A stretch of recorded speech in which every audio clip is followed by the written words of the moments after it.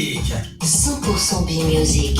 Écoutez, c'est votre radio sur besoin. Téléchargez l'application sur iPhone, Google Play et sur Alexa. Radio Tam Tam, la parole est une force.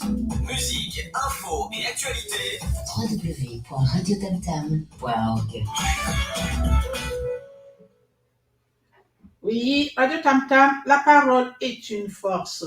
Revue des médias africains du 2 au 3 mai 2023. Bonsoir à toutes et à tous. Bienvenue dans la nouvelle revue de presse des médias africains Radio Tam Tam. Vous êtes en direct live sur toutes les plateformes de diffusion des réseaux sociaux et ravi de vous retrouver. Nous vous présentons la revue des médias africains du 2 au 3 mai 2023. Commençons par un peu d'histoire. Voici une vue d'ensemble pour comprendre l'avenir de l'Afrique.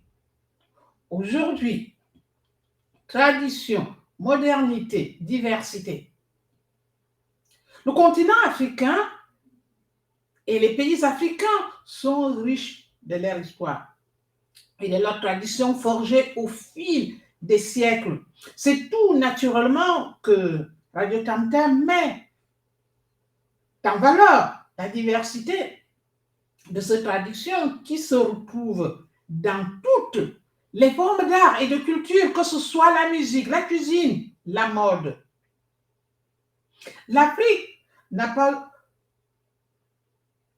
oublié de rentrer dans l'histoire. Au contraire, elle parvient à concilier tradition et modernité. Une modernité que l'on peut vivre au quotidien tant les initiatives se multiplient, la jeunesse jouant de plus en plus un rôle d'avant-garde sur les plans économiques, sociaux, artistiques, voire politiques. L'Afrique, ou plutôt les Afriques, c'est le credo de Radio Tam Tam, de présenter le continent africain dans toute sa richesse, une diversité incroyable de peuples, d'ethnies, de langues, de coutumes, d'histoires qu'une seule vie ne suffit pas à couvrir. Ensemble, en 2023, construisons la radio de demain. Nous sommes fiers de dire que nous sommes ensemble de vous présenter un web radio francophone financé par les lecteurs et auditeurs, avec des auditeurs dans 180 pays.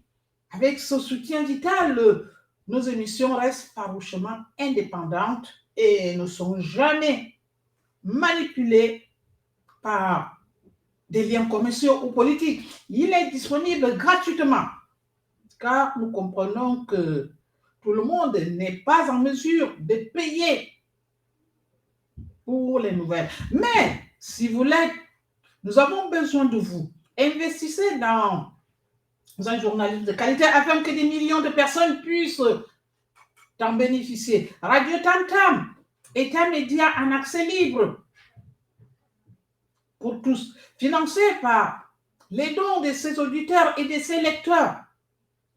Vous souhaitez en savoir plus? Flashez ce Q-code, donnez une seule fois à partir de 2 euros, ou mieux encore, alimentez-nous chaque mois avec un peu plus.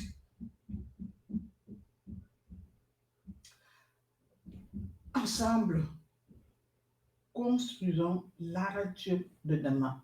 Images et son. Ensemble, réunissons les fonds pour construire la radio de demain. Ensemble, rassemblons-nous les fonds pour construire la radio de demain. Construisons ensemble l'Afrique dans le génie inventif et créatif africain. Voici ce que nous suivons aujourd'hui. Soyez parmi les tout premiers à écouter chez vous revue des médias africains. Bien. Tout d'abord, comment allez-vous?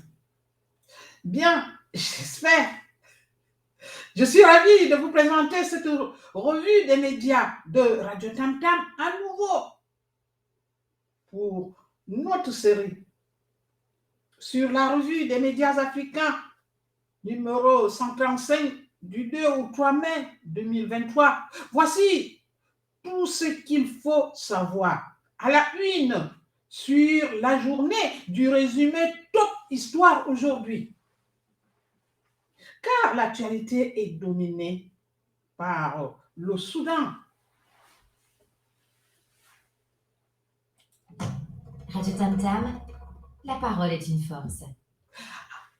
Premier debout, Afrique orientale, Soudan, Jeune Afrique écrit. Le Soudan toujours plus proche du point de rupture. La Ligue arabe se réunit. La trêve aura beau avoir été prolongée. Les tirs aériens et explosions ont continué de secouer Khartoum ce 1er mai. La capitale du Soudan, peuplée de 5 millions d'habitants, est survolée par les avions de combattantistes. Les tirs et des explosions résonnent dans différents quartiers, ont apporté des témoins. Le chef de l'armée Abdel Fattah al-Burhan et le patron des paramilitaires, des forces de soutien rapide, FSR, Mohamed Hamdan Daglo Emeti, avait accepté de prolonger le 30 avril à minuit le cessez-le-feu de 3 jours après une médiation des États-Unis et de l'Arabie Saoudite. Selon l'armée soudanaise, depuis le début du conflit, plusieurs trêves ont été annoncées avant d'être aussitôt violées. Selon les experts, elles signifient uniquement que les couloirs sécurisés pour les évacuations des étrangers sont maintenus et que les négociations qui ont lieu à l'étranger se poursuivent. Jusqu'ici, les deux généraux refusent des négociations directes. La Ligue arabe se réunit ce 1er mai au Caire pour discuter de la situation après que les Émirats arabes unis, alliés du général Daglo, ont annoncé avoir appelé le chef de l'armée, le général Burhan, à envoyer un émissaire la veille à Riyad qui réclame une réunion le 3 mai de l'Organisation de la coopération islamique. Le deuxième debout, Afrique centrale, le Tchad, RFI écrit. Tchad, 2 groupes rebelles signalés dans l'extrême nord de la Centrafrique. Au Tchad, après des années d'accalmie dans le sud du pays, des groupes rebelles tchadiens auraient fait leur apparition côté centrafricain, en face de la province de l'Ogon oriental, dans le sud tchadien. Ce groupe rebelle tchadien se serait constitué depuis la répression sanglante des manifestations contre la prolongation de la transition au Tchad. Le gouvernement de transition tchadien qui prend au sérieux cette menace, surtout après les premières attaques de la mi-avril, qu'il attribue à ce rebelle, vient d'installer une base militaire qualifiée d'extrêmement robuste à Gorée, près de sa frontière avec la Centrafrique. Selon les spécialistes de la région, ce sont désormais 2 groupes rebelles tchadiens qui sont signalés dans cette zone de la préfecture de la Bakanga, dans l'extrême nord de la Centrafrique. Le troisième debout, Afrique de l'Ouest, Burkina Faso, RFI écrit. Burkina Faso, les syndicats remettent un cahier de doléances au gouvernement. À Ouagadougou, le cortège était plus fourni que l'an dernier entre la Bourse du Travail et le ministère du Travail. Ce lundi 1er mai, les revendications étaient plus aussi nombreuses cette année, et pas seulement pour remédier à la vie chère. Tout a augmenté de manière exponentielle. Ce dont nous avons demandé au gouvernement de veiller à améliorer les conditions de vie et de travail des travailleurs du Burkina Faso, explique Marcel Zanté, secrétaire général de la Confédération nationale des travailleurs du Burkina Faso, CNTB. Nous avons également interpellé le gouvernement sur un certain nombre de dérives que nous avons constatées sur le terrain, notamment des violations des droits de l'homme et des libertés individuelles et collectives reçues par le Premier ministre lui-même. Les syndicats burkinabés ont aussi demandé aux autorités de prolonger, de protéger les personnes et les biens. Dans un pays où la moitié du territoire subit l'insécurité, ils espèrent que cette année, ils auront une réponse à leur doléance. Le quatrième debout Afrique orientale, Éthiopie, l'RFI écrit Éthiopie, 6 mois après l'accord de paix au Tigré, d'importants défis persistent. Il y a d'importants défis persistent. L'accord de Pretoria décroché après des pourparlers de Pretoria sous l'égide de l'Union africaine, UA, qui prévoyait avant tout l'application d'un cessez-le-feu.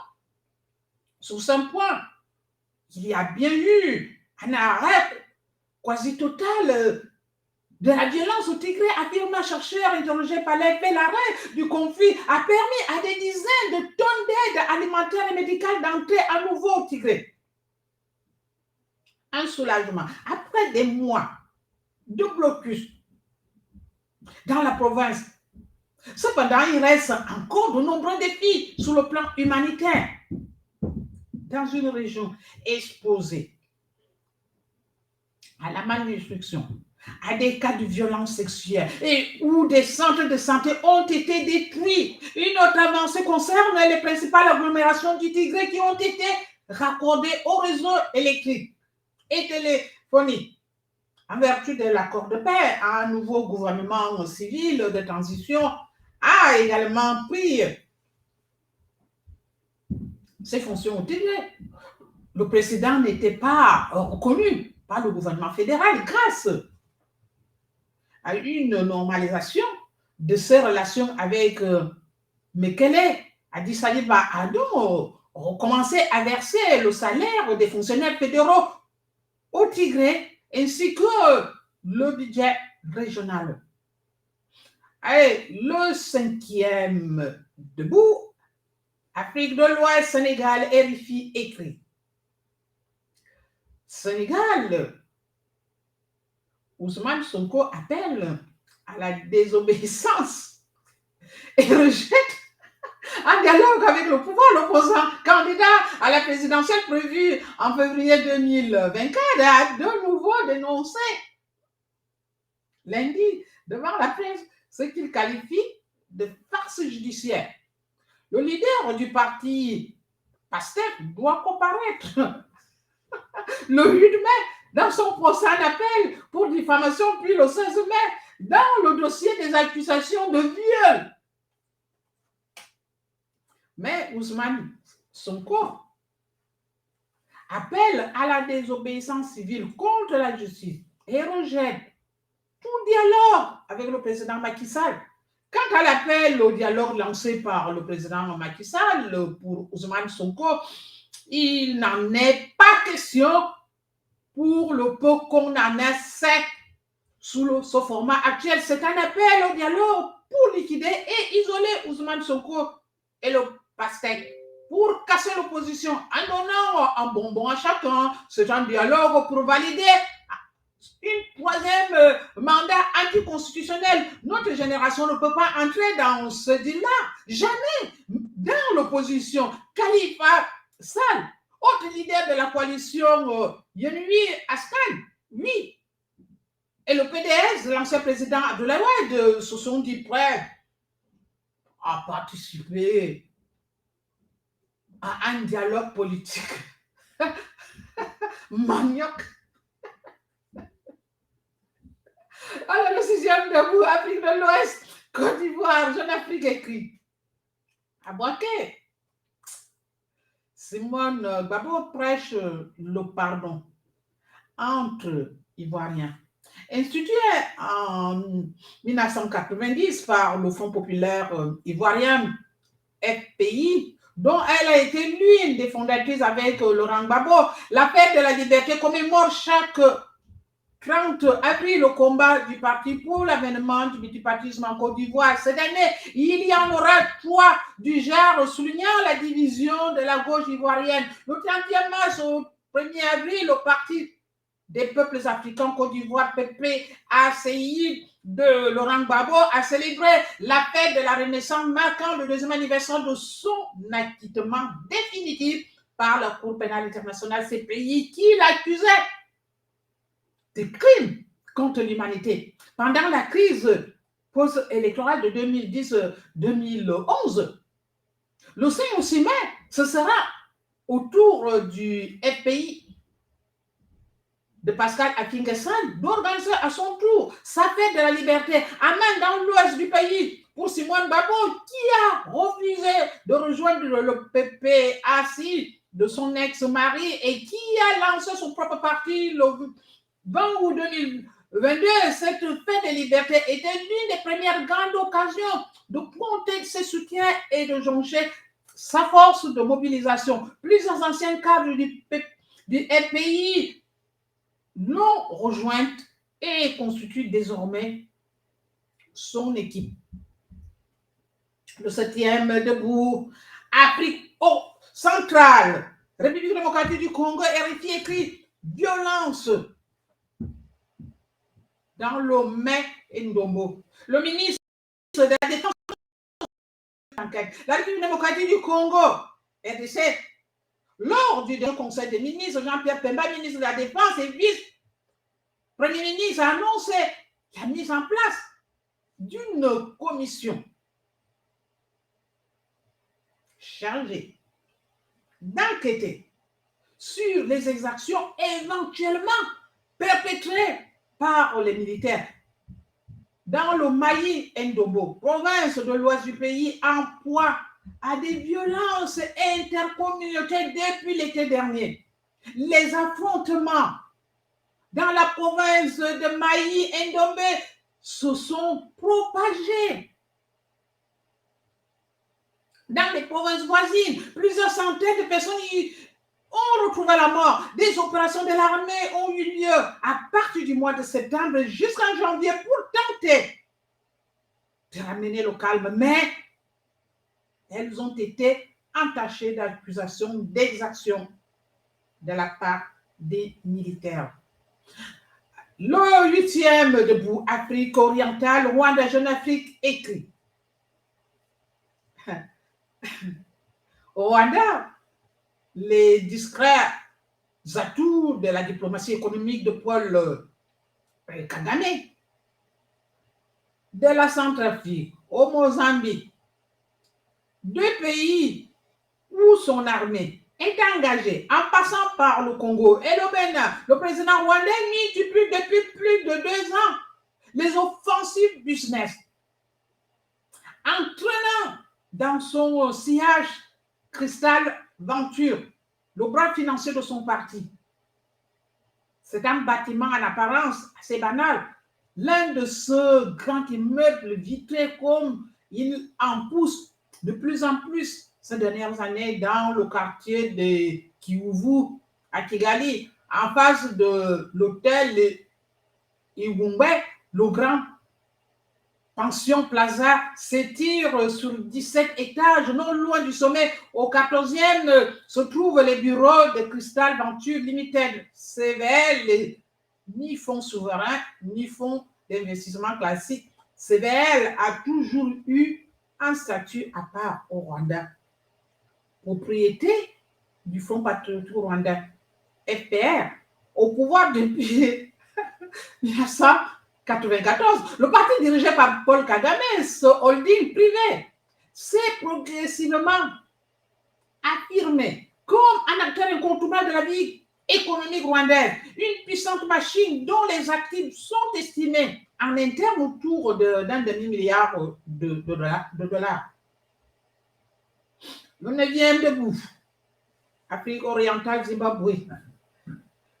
Voilà, le cinéma.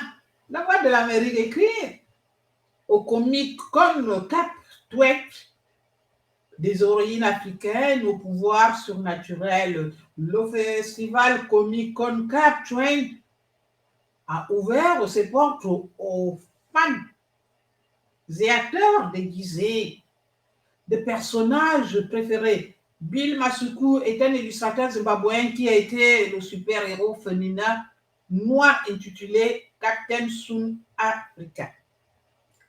Le 10e debout Afrique de l'Ouest, Bénin, RFI, écrit Bénin, une dizaine de civils tués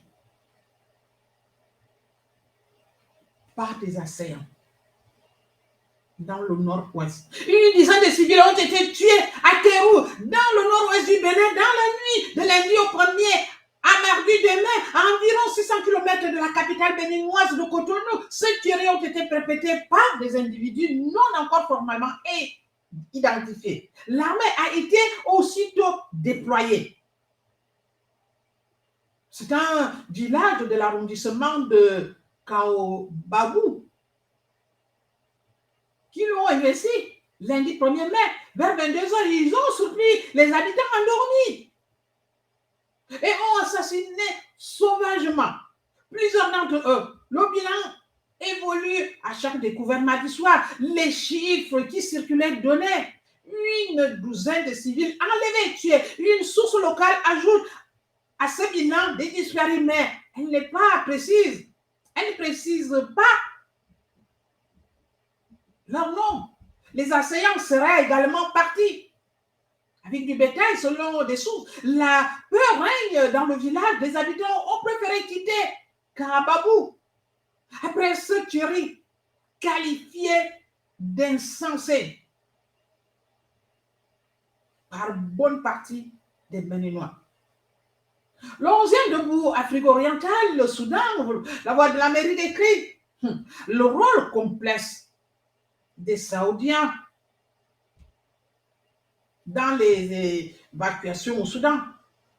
En évacuant du Soudan des milliers d'étrangers, l'Arabie saoudite a fait la démonstration de son influence dans la région du Golfe, mais aussi de son rôle complexe dans ce pays d'Afrique du Nord-Est, où elle entretient des liens avec les deux généraux en guerre. Certains experts avertissent cependant que les évacuations du Soudan risquent d'éclipser le rôle complexe que l'Arabie saoudite et d'autres puissances extérieures jouent dans ce pays où deux généraux auteurs de poche de 2021 et livrent depuis le 15 avril une guerre sans merci. L'Arabie saoudite se positionne en tant que médiateur dans le conflit soudanais, s'appuyant sur ses liens avec les deux généraux rivaux, le chef de l'armée Abdel Fattah al-Burhan et le chef des paramilitaires des forces de soutien rapide FSR, Mohamed Hamdan Daglo, liens qui découlent en partie de leur implication dans la guerre au Yémen, souligne M. Hudson. Le 12e debout, Afrique orientale, toujours le Soudan, TV Monde écrit. Au Soudan, en guerre, l'ONU dénonce des pillages et veut des garanties pour l'aide. Le chef de l'humanitaire de l'ONU a exigé mercredi des garanties pour pouvoir acheminer de l'aide aux Soudanais toujours pris dans les combats au mépris d'une trêve qui pourrait être prolongée d'une semaine à minuit. L'armée et les paramilitaires s'accusent mutuellement d'ignorer la trêve sans cesse violée. Elle permet surtout des évacuations sécurisées de civils et la poursuite des négociations indirectes à l'étranger selon des experts, des affrontements et des explosions se sont produits mercredi à Khartoum, a rapporté un habitant, tandis qu'un autre a fait état d'avions militaires survolant la capitale. Les combats ont fait, depuis le début des hostilités au Soudan, le 15 avril, au moins 550 morts et 5000 blessés. Le 13e debout, Afrique centrale. République démocratique du Congo. Radio Okapi écrit. Ituri, 8 morts dans des attaques attribuées aux ADF à Irumu et Mambasa. 8 personnes ont trouvé la mort lundi 1er mai dans des différentes attaques attribuées aux rebelles. ADF dans les territoires du Rumu et Mambasa, Ituri. Selon les sources locales, la première édition a eu lieu dans le village, c'est ça, dans le groupement Mbandévi-Lemba. Dans cette localité, affirment les mêmes sources, 2 personnes, un homme et une femme, qui se trouvaient au champ, ont été abattus par 6 assaillants armés. Le coordinateur de la société civile de Mbandi Vilma, Dieudonné Malangayi, a indiqué que les militaires sont arrivés après le forfait pour repousser l'ennemi. Un autre groupe de sœurs rebelles s'est introduit le même lundi au quartier Coton dans la localité de Makumo, territoire de Mabassa, où ils ont tiré plusieurs coups de feu, ayant atteint 6 personnes qui sont mortes sur place. Allez, le 14e debout Afrique centrale, toujours République démocratique du Congo, RFI écrit. République démocratique du Congo, la proportion des lois Nsiani sur la congolité fait débat dans la société civile. La proposition de loi Nsiani, proposée par Noël Nsiani Mwandiavida, et porté par le député national Nsingi Poululu, voudrait que seuls les citoyens nés de père et de mère congolais soient légitimes à accéder aux plus hautes fonctions de l'État, dont la présidence de la République. L'Institut de recherche en droit humain de Lubumbashi a organisé ce mardi à Kinshasa un débat sur ce sujet. Inopportune, ni nécessaire, ni urgent. C'est ainsi que l'Institut de recherche en droit humain de Lubumbashi qualifie la loi Nsiani pour mettre Hubert Nsiawaka Masoka, directeur de cet institut. La proposition de loi Nsiani contient beaucoup de contradictions. Nsingi Pululu constate lui-même que la proposition de loi Nsiani est inconstitutionnelle. Et il introduit la révision de la Constitution et Maître Hubert Nsiawaka Masoka. Et nous lui relevons toutes ces difficultés et avisons le public que ce sera très difficile à quelques mois des élections sous état de siège qu'on puisse revoir la Constitution. Les discussions sur la loi Nsiani sont loin d'être terminées car la proposition de loi a été déposée auprès de l'Assemblée nationale qui doit en débattre.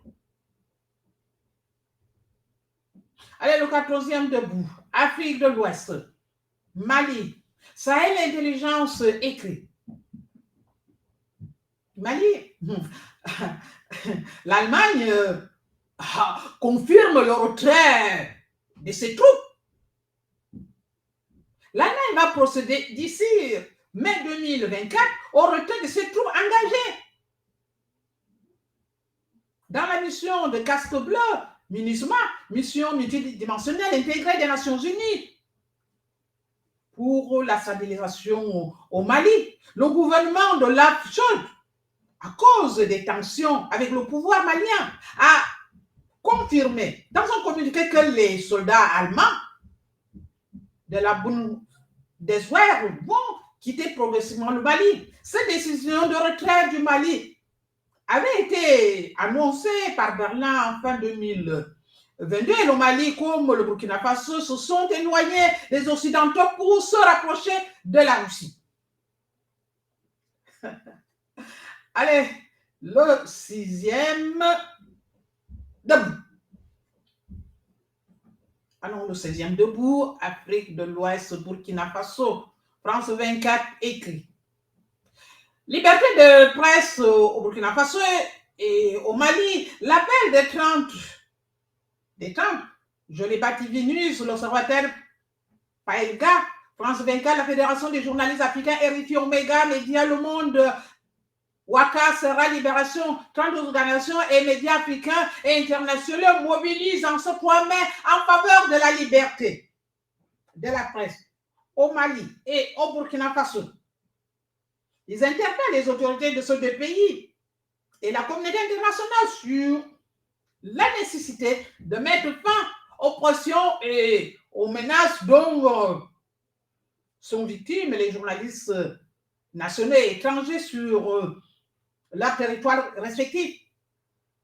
Ils appellent les deux gouvernements de transition à respecter les engagements internationaux de leur pays dans le domaine de la liberté d'expression, en particulier la Charte africaine des droits de l'homme et des peuples. C'est pourquoi aussi Radio Tam Tam souhaite aussi que RT France puisse aussi être rétabli. Et que Public aussi puisse aussi être rétabli. Allez, le 17e debout, la liberté de la presse, un classement mouvant, la paix écrit. Le classement mondial de la liberté de la presse, Reporters sans frontières, s'inquiète d'un déluge des informations. Propagande politique, manipulation, économique, faux contenu généré par l'intelligence artificielle, la désinformation au sens large est une menace majeure pour la liberté de la presse dans le monde. S'alarme Reporters sans frontières, RSF. Dans son 21e classement annuel, sans changement, le pays le mieux noté est la Norvège et le dernier, la Corée du Nord. La France est 24e et gagne 2 places. Globalement, les conditions d'exercice du journalisme sont mauvaises dans 7 pays sur 10. Cette édition 2023 pointe en particulier les effets de la désinformation. Dans les 2 tiers, 180 pays évalués, les spécialistes qui contribuent à l'élaboration du classement signalent une implication des acteurs politiques dans des campagnes de désinformation massive ou de propagande. Selon RSF, c'est le cas de la Russie, de l'Inde, de la Chine et du Mali. Plus largement, ce classement met en lumière les effets fulgurants de l'industrie du simulacre dans l'écosystème numérique. C'est l'industrie qui permet de produire la désinformation, de la distribution ou de l'amplifier, explique l'AFP Christophe Deloire, secrétaire général de l'ONG. Radio Tam Tam soutient RT France et Tournique, qui est exclu. Vous voulez la liberté, il faut la liberté pour tous. Allez, on va aller sur le 18e debout. Afrique centrale, Cameroun, donc je l'ai écrit. Cameroun, l'inquiétude après une attaque.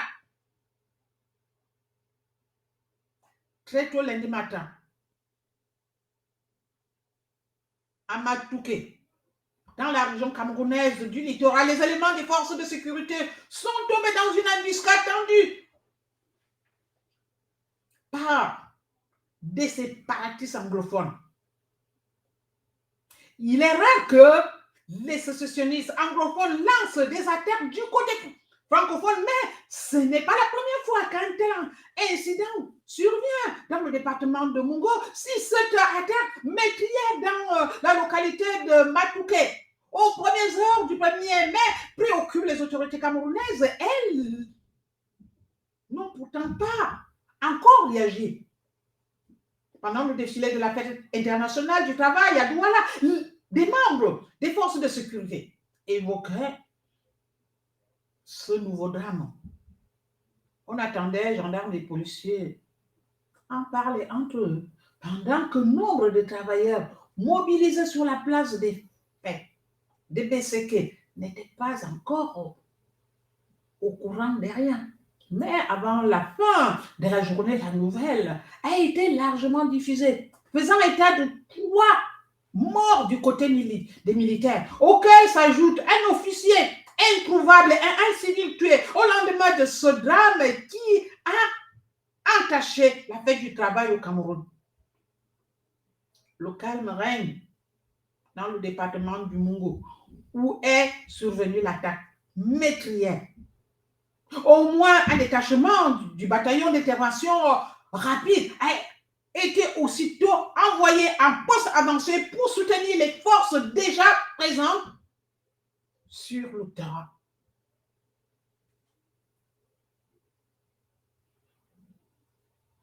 Le 19e debout, Afrique du Nord, l'Algérie, Sahel et l'intelligence écrite. La junte imprime un tournant répressif sans précédent à l'Algérie. La répression exercée par les forces de sécurité algériennes devient extrêmement préoccupante. Sous les ordres directs du général Chegria, les soi-disant forces de l'ordre sont utilisées pour réprimer les manifestations pacifiques, arrêter et emprisonner des opposants politiques, expulser brutalement les migrants subsahariens et violer les droits de l'homme en toute impunité. La répression prend de nombreuses formes, allant du recours excessif à la force, comme en France, lors des manifestations pacifiques, comme en France, à la surveillance et à l'interception de communications privées, comme en France. Cette vague répressive est motivée par des discriminations ciblant des groupes spécifiques en fonction de leurs opinions sociopolitiques ou de leur origine. Dans de nombreux cas, la junte militaire justifie son autoritarisme comme Macron par la sécurité nationale ou la lutte contre le terrorisme. Cependant, cette justification est souvent utilisée pour supprimer toute dissidence ou toute voix critique, plutôt que pour protéger les citoyens. Allez, le 20e debout, Afrique de l'Ouest, au Sénégal, je l'ai écrit.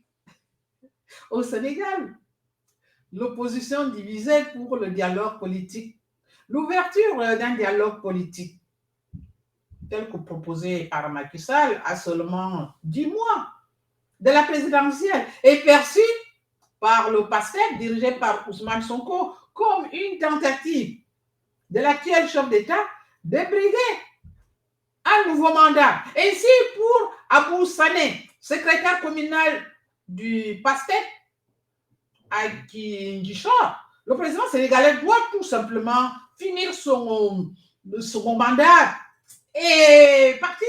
À 10 mois de l'élection présidentielle, nous nous démarquons complètement de cet appel parce que c'est un appel qui est fondé sur l'hypocrisie et qui est sans avenir, car il n'incarne absolument aucune garantie.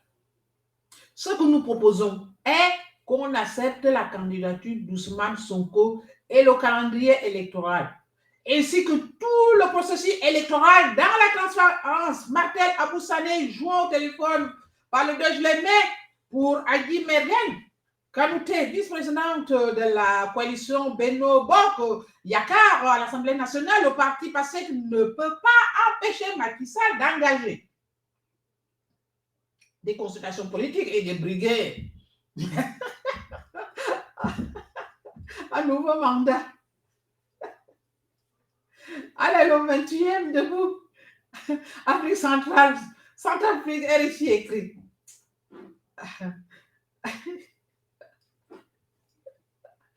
Aïe, aïe, aïe, l'Afrique. Hmm.